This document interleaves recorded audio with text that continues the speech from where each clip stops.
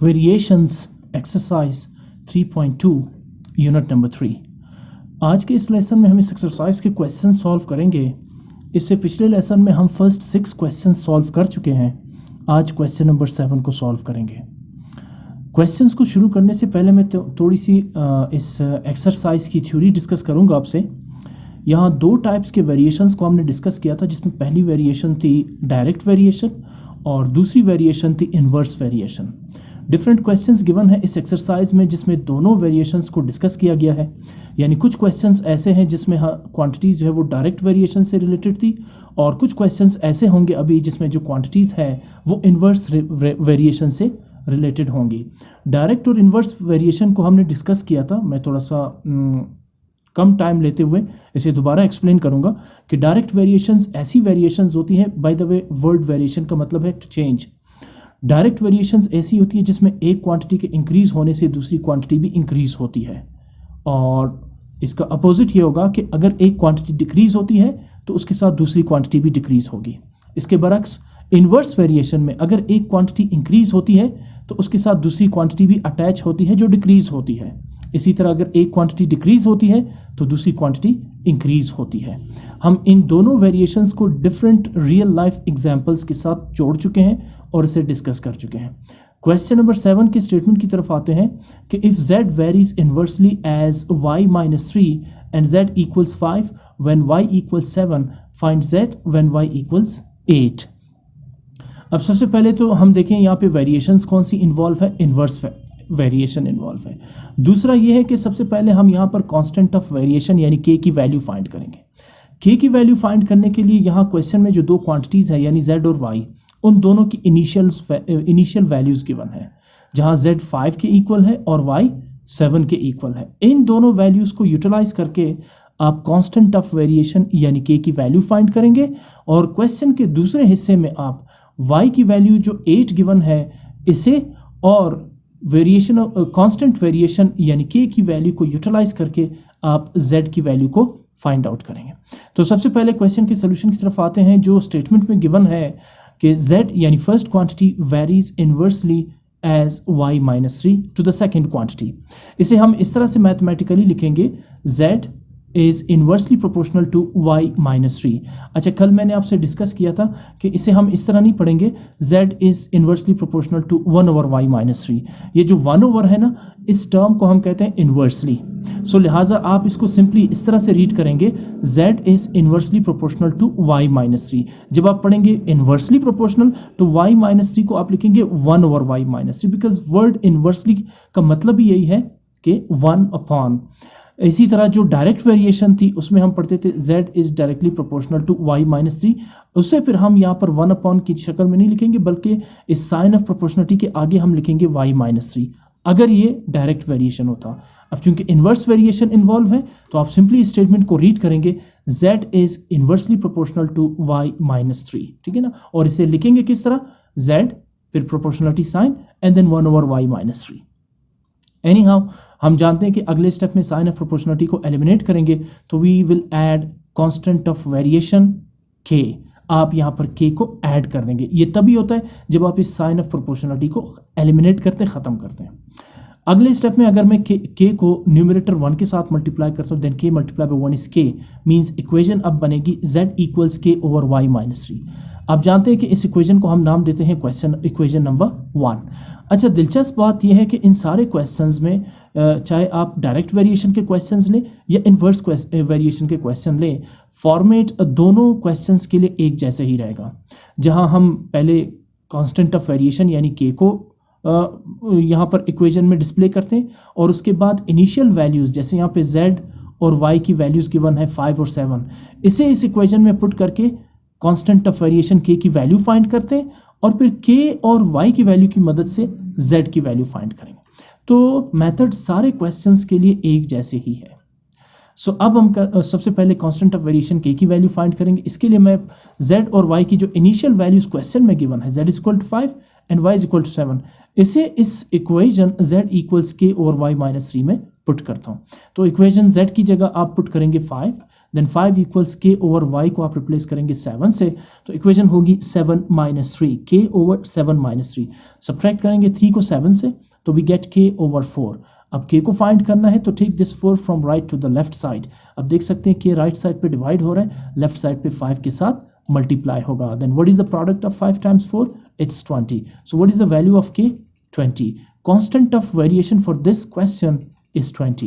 Now to find out the value of z, I'm going to substitute k equals 20 and y equals 8 in this equation number 1. Z equals k over y minus 3. So again आपने लिखा put y equals 8 and k equals 20 in equation 1. So again I'm going to write the equation 1, which is z equals k over y minus 3. Now I will substitute y as 8 and k as 20 in this equation. So this equation becomes z equals 20 over 8 minus 3. Subtracting 3 from 8 gives us 5, and we know that 20 is the multiple of 5, which means 5 times 1 is 5. And 5 times 4 is 20. So what is the value of z? 4. तो आपने सबसे पहले constant of variation k की value find की 20, और उसके बाद y equals 8 और z इक्वल्स 20 की मदद से आपने z की वैल्यू भी फाइंड आउट कर ली। मूव करते हैं क्वेश्चन नंबर 8 की तरफ, जिसके दो पार्ट्स हैं, पर इनिशियल स्टेटमेंट है given that y is inversely proportional to r cube या क्यूब ऑफ r। ठीक है ना, इसे हम पढ़ेंगे इनवर्सली प्रोपोर्शनल, क्योंकि आप यहाँ पर जो सेकंड क्वांटिटी है वो फ्रैक्शनल फॉर्म में देख सकते हैं, 1 अपॉन के फॉर्म में आपको नजर आ रहा है। तो इसे पढ़ेंगे v is inversely proportional to r cube और to the cube of r cube पढ़ेंगे इसे, sorry. Given that v is inversely proportional to r cube and v equals 4 when r equals 3। यहाँ भी आप देख सकते हैं कि इनिशियली v और r दोनों की वैल्यूज गिवन है। ये इसलिए गिवन होती है ताकि आप इस वेरिएशन से कांस्टेंट ऑफ वेरिएशन k की वैल्यू फाइंड कर सकें। उसके बाद स्टेप 1 में या फर्स्ट पार्ट में आप फाइंड करेंगे v की value when r is equal to 5। देखिए पहले r 3 था, अब 5, अब आप r की वैल्यू देख सकते हैं 5 होगी। तो अब अगर r की वैल्यू को 3 से इंक्रीज करके 5 कर दी जाए तो फिर v की वैल्यू पे क्या असर पड़ेगा, क्या v इंक्रीज होगी या डिक्रीज? तो जाहिर सी बात है, अगर यहाँ पर इन्वर्स प्रोपोर्शनलिटी है और r की वैल्यू अगर 3 से इंक्रीज होके 5 पे जाती है तो डेफिनेटली v की वैल्यू जो है वो 4 से डिक्रीज होके 3, 2, 1 या किसी भी और नंबर पे चली जा सकती है, क्योंकि प्रोपोर्शनलिटी यहाँ पर इन्वर्स इन्वॉल्व है। तो सबसे पहले हम क्या करेंगे, अच्छा सेकंड पार्ट में फिर आपने फाइंड करनी है r की value when v is equal to 500। अच्छा अब आ जाए सबसे पहले जो स्टेटमेंट गिवन है, that is v is inversely proportional to 1 over r cube, sorry v is inversely proportional to r cube. ठीक है, अब उसके बाद प्रोपोर्शनलिटी साइन को एलिमिनेट करते हैं तो हम ऐड करेंगे constant of variation that is k and then 1 over r cube as it is. Next step, you will multiply this k by the numerator 1, and we know that k multiplied by 1 is k. Now equation becomes v equals k over r cube. You will name this equation as your equation 1. अब आप आ जाए initial values of v and r. आप लिखेंगे put v equals 4 and r equals 3 in equation 1 to find out the value of constant of variation k. Now this equation becomes v equals k over r cube. v is 4 and r is 3, then r cube becomes 3 raised to the power 3 or 3 cube. अगले step में 3 का cube आप निकालेंगे। 3 का cube है 3 multiplied by 3 multiplied by 3, यानी 3 times 3 9 and 9 times 3 is 27. Again, to find the value of k, you will be taking this 27 from right to the left side. The equation becomes 4 times 27 equals k. अब उसके बाद 4 times 27 is 108. So what is the value of constant of variation k for this question? 108. अब आप आ जाए first part की तरफ। What is the first part of this equation question? We are going to find out the value of v when r is equal to 5. इसके लिए आप क्या करेंगे, r is equal to 5 और k is equal to 108 को put करेंगे equation number 1 v equals k over r cube में। So मैंने लिखा put r equals 5 and k equals 108 in equation 1. सबसे पहले हम लिखेंगे इक्वेशन 1 को k ओवर r क्यूब, और यहाँ पर k की जगह मैंने रिप्लेस की 108 से, और r की वैल्यू को मैंने यहाँ पर पुट किया है 5 से। ठीक है ना। So equation v is equal to k upon r cube, k की जगह पुट करेंगे 108 और आर क्यूब की जगह आप पुट करेंगे 5 रेज टू द पावर 3। इसी तरह 5 रेज टू द पावर 3 का मतलब है 5 times 5 times 5, then 5 5 are 25 and 25 5 are 125।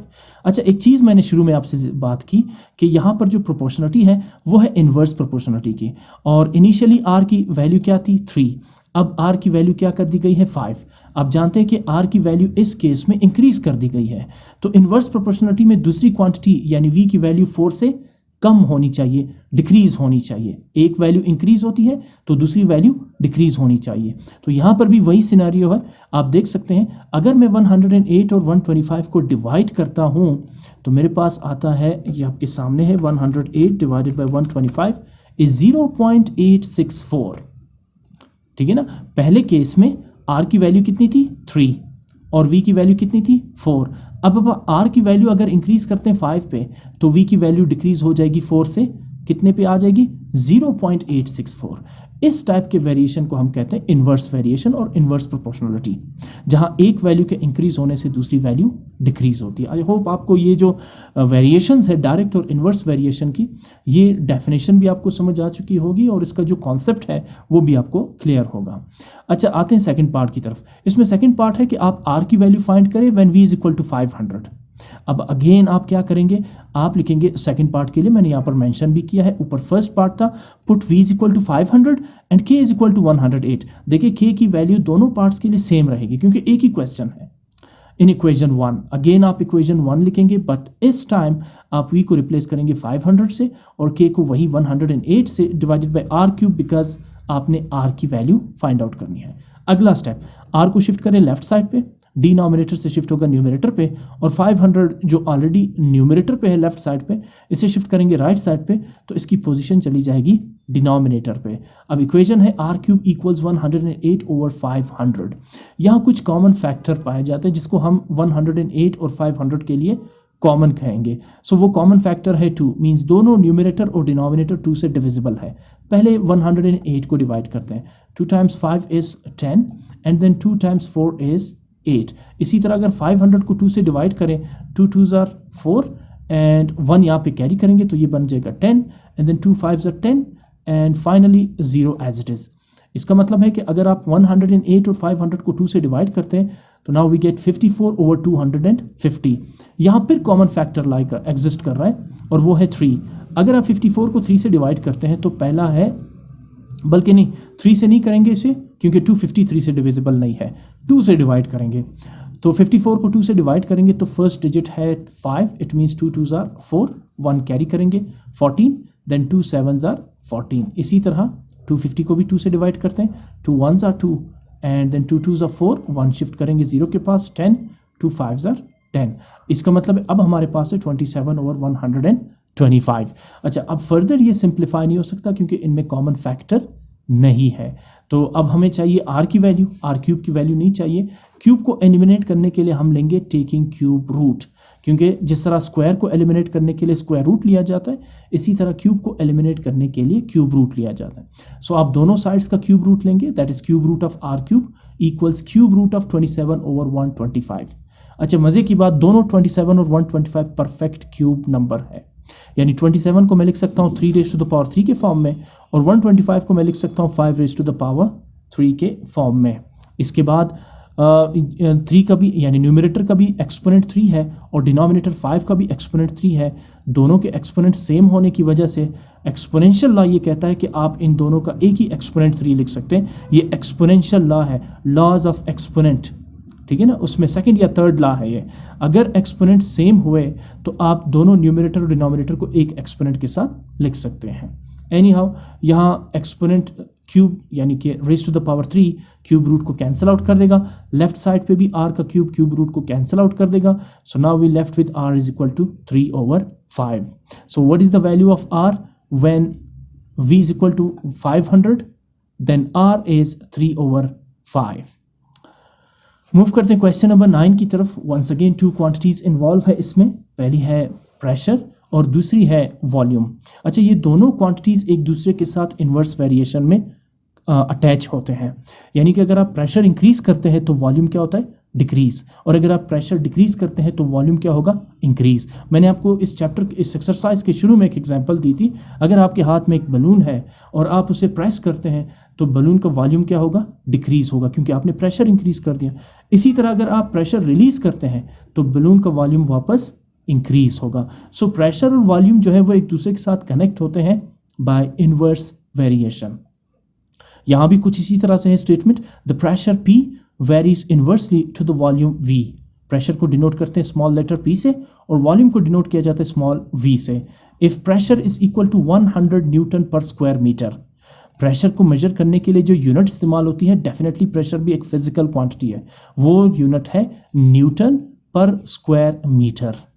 इसी तरह वॉल्यूम को मेजर करने के लिए वॉल्यूम 3 डायमेंशनल फिजिकल क्वांटिटी है और इसे मेजर करने के लिए जो यूनिट इस्तेमाल होती है वो होती है क्यूबिक मीटर। यहाँ कह रहे हैं कि volume V is equal to 3 cubic metre, then find pressure when volume equals 5 cubic metre. बड़ा ही दिलचस्प क्वेश्चन है। अच्छा, पहले वॉल्यूम कितना है, 3 क्यूबिक मीटर। अब अगर वॉल्यूम बढ़ जाए 5 क्यूबिक मीटर तो प्रेशर क्या होगा, कम होगा। क्यों? क्योंकि दोनों क्वांटिटीज जो है वो इनवर्स प्रोपोर्शनलिटी में। मैं ज़्यादा डीपली इस पर डिस्कस नहीं करूंगा यहाँ पर। ये फिजिक्स की टर्म है कि जब वॉल्यूम इंक्रीज हो जाता है तो प्रेशर वहाँ पे डिक्रीज हो जाता है। बड़ी दिलचस्प एग्जांपल्स मैं आपको दे सकता हूँ, लेकिन ये टॉपिक से हट के चला जाएगा। यहाँ सिर्फ आप इतना फोकस रखें क्योंकि दोनों क्वांटिटीज इनवर्स वेरिएशन में एक दूसरे के साथ कनेक्टेड है। तो याद रखिए, अगर वॉल्यूम 3 से इंक्रीज होकर 5 क्यूबिक मीटर पे चला जाए तो फिर प्रेशर जो है वो क्या होगा, डिक्रीज होगा। वॉल्यूम इंक्रीज हुआ, प्रेशर डिक्रीज होना चाहिए। इसलिए फर्स्ट पार्ट में जब आप P की वैल्यू निकालेंगे वो डेफिनेटली 150 से कम होना चाहिए। ये मैं आपको एक छोटा सा टेक्निक दे रहा हूँ। इसी तरह आपने वॉल्यूम फाइंड करना है व्हेन प्रेशर इज 750 न्यूटन पर स्क्वायर मीटर। इसका क्या मतलब हुआ? इसका मतलब ये हुआ कि अगर आप प्रेशर बढ़ाएंगे तो वॉल्यूम क्या होगा, डिक्रीज होगा। अच्छा, इसको फिर दोबारा उसी बैलून के एग्जाम्पल से मैं मैच करता हूँ। अगर मैं प्रेशर कम करता हूँ, हाथ को रिलीज करता हूँ, तो बलून का वॉल्यूम क्या होगा, इंक्रीज होगा। इसी तरह अगर मैं हाथों को दोबारा जोर से प्रेस करता हूँ, यानी प्रेशर में बढ़ा देता हूँ, तो बलून का वॉल्यूम क्या होगा, डिक्रीज होगा। ठीक है ना। बहरहाल सबसे पहले आते हैं स्टेटमेंट को इस फॉर्म में लिखने के लिए कि प्रेशर और वॉल्यूम इन्वर्सली वेरिएशन में है। So P is inversely proportional to the volume V। Pressure is inversely proportional to the volume V। Sign of proportionality को एलिमिनेट करेंगे तो you will add constant of variation that is K। In the next step you will multiply K by 1, then we have pressure P is equal to K over V, constant of variation divided by volume. Let's name this equation as equation 1. Now, what are the initial values given in the question? 150 Newton per square meter and 3 cubic meter. Volume 3 cubic meter, pressure 150 Newton per square meter. यहाँ मैं units को यहाँ पर add नहीं करूँगा, ठीक है ना। मैं यूनिट्स को ऐड नहीं करूँगा। हाँ, जब मैं आखिर में आंसर निकालूंगा यानी प्रेशर फाइंड करूंगा उसके साथ मैं यूनिट ऐड कर दूंगा, न्यूटन पर स्क्वायर मीटर। सो अब मैं यहाँ पर सिर्फ नंबर्स ऐड कर रहा हूँ, ठीक है ना। प्रेशर इज इक्वल टू 150 और volume is equal to 3। Unit आखिर में ऐड करते हैं, इससे आसान हो जाता है कैलकुलेशन। एनी हाउ, इक्वेशन 1 मैंने यहाँ पे लिखी 150 इज इक्वल टू, मैंने इक्वलिटी का साइन नहीं ऐड किया, ये ले 150। इक्वेशन 1 है pressure P is equal to K over V। Pressure 150 है तो P की जगह आप ऐड करेंगे 150 इक्वल्स K ओवर वॉल्यूम 3 है तो V की जगह आप पुट करेंगे 3। K फाइंड करना है तो 3 को लेफ्ट साइड पे शिफ्ट करके 150 से मल्टीप्लाई करेंगे, देन 150 मल्टीप्लाइड बाई 3 इज 450। ये एक स्टेप रिपीट हो रहा है बीच में, मैं इसको यहाँ से हटा देता हूँ, ठीक है ना। सो what is the constant of variation in this case, 450। अच्छा, अब आ जाए फर्स्ट पार्ट की तरफ। फर्स्ट पार्ट में हमने क्या फाइंड करना है, प्रेशर, और वॉल्यूम कितना है 5 क्यूबिक मीटर। तो आप लिखेंगे put volume V is equal to 5 and K is equal to 450 in equation 1। क्या था equation 1, P is equal to K over V। P की जगह P को फाइंड करना है तो K की वैल्यू हमने कैलकुलेट की 450 डिवाइडेड बाय V कितना है 5। अगर आप 450 को 5 से डिवाइड करते हैं तो ये बड़ी सिंपल कैलकुलेशन है, 5 1 5 and then 5 9 45, 0 as it is. So इसका मतलब ये है कि pressure P is equal to 90 newton पर स्क्वायर मीटर। प्रेशर है, आपने प्रेशर फाइंड करना है तो प्रेशर का यूनिट क्या है, न्यूटन पर स्क्वायर मीटर। आप आंसर में इसके साथ यूनिट ऐड कर दें, ठीक है ना। तो मैंने शुरू में आपसे कहा था कि अगर वॉल्यूम 3 से इंक्रीज होके 5 क्यूबिक मीटर हो जाएगा तो इसका मतलब है कि आपने प्रेशर कम कर दिया 150 न्यूटन से 90 न्यूटन। और ये एक बिल्कुल वाज़े एग्जाम्पल है इन्वर्स वेरिएशन की। एनी हाउ सेकेंड पार्ट में हम मालूम करने जा रहे वॉल्यूम। जब प्रेशर बढ़ जाएगा 150 न्यूटन से 750 न्यूटन पे तो वॉल्यूम क्या हो जाएगा, डिक्रीज होगा। अब जो आपका आंसर आना चाहिए वो 3 से बहुत कम होना चाहिए, क्योंकि प्रेशर आपने 150 से बढ़ा के 750 कर दिया। चलें सॉल्व करते हैं इसे। Put P is equal to 750 and K is equal to 450 in equation 1। Pressure की वैल्यू तो गिवन है क्वेश्चन में, K की वैल्यू आपने कैलकुलेट की है 450। वही इक्वेशन 1 आप उठाएंगे P is equal to K over V, और इसमें अब ये वैल्यूज फाइंड पुट करेंगे आप। सो what is P 750, what is K 450 divided by V आपने फाइंड करना है।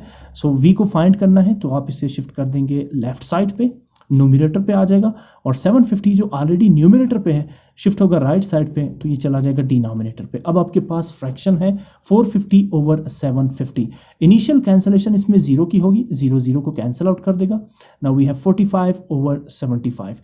दोनों न्यूमरेटर और डिनोमिनेटर 5 के टेबल्स में आते हैं, विच मीन्स 5 9s आर 45, और 75 को जब आप डिवाइड करते हैं तो ये 10th डिजिट 7 है, तो इसका मतलब है 5 1s are 5, ये 7 है, 2 शिफ्ट करेंगे 25, and then 5 5s are 25। In other words 15 5s are 75। So now we have 9 over 15. Again 9 and 15 they share a common factor 3. 3 times 3 9, and 3 times 5 15. So now what is the final simplest fraction of 450 and 750? 3 over 5। अच्छा, volume का unit क्या है, cubic metre.